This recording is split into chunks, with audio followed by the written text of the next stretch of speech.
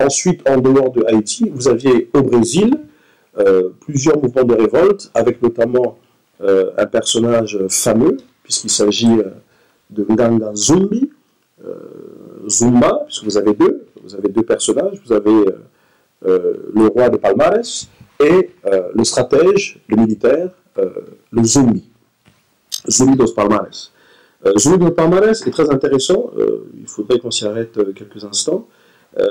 C'est un Africain qui n'est pas né esclave, il a grandi dans Palmares. Alors Palmares, c'était ce qu'on appelle un quilombo.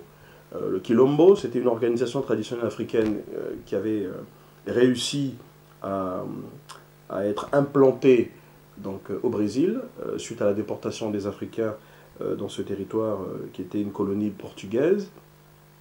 Il est né autour des années 1655, donc dans ce territoire libre, où il n'y avait aucun esclave, territoire qui recueillait les esclaves africains qui avaient été libérés donc, par leurs concitoyens noirs et ramenés donc, dans le territoire de Palmares. Et il faut comprendre que donc, au nord-est du Brésil, regroupait plusieurs mocambos. Les mocambos, c'était donc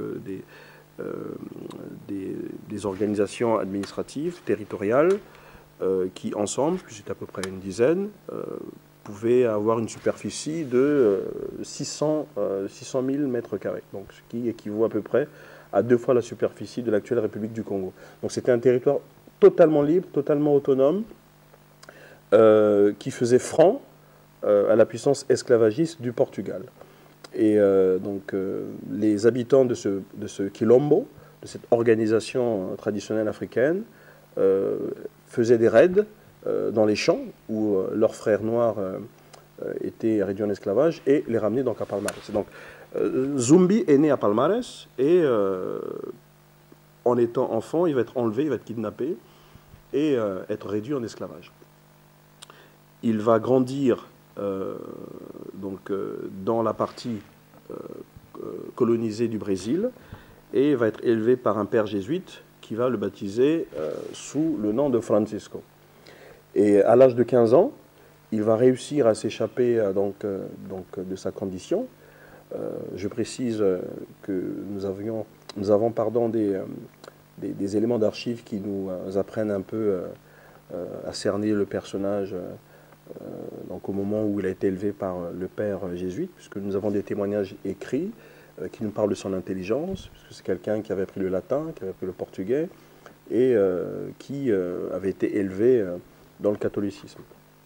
Donc il va fuir cette partie du territoire qui était sous domination portugaise pour rejoindre Palmares. Et il va être un brillant général, un brillant stratège qui va infliger de lourdes défaites aux soldats portugais qui voulaient étendre l'hégémonie portugaise partout où le Portugal était implanté au Brésil. Ce mouvement va être stoppé malheureusement lorsque Nganga Zumba, qui est considéré comme l'oncle de Zumbi, qui était à la tête de Palmares, qu'on va considérer comme le roi de Palmares, puisqu'il avait une cour, il avait un gouvernement. Nganga Zumba va accepter la proposition faite par le gouvernement portugais qui était fatigué par la résistance des Africains et donc va proposer un traité qui stipulait grosso modo que les Africains qui s'étaient révoltés contre leur maître n'allaient pas être punis s'ils se rendaient, n'est-ce pas, et qu'on allait oublier leur escapade. Et donc, c'est vrai que le combat avait été rude et le combat avait été lent.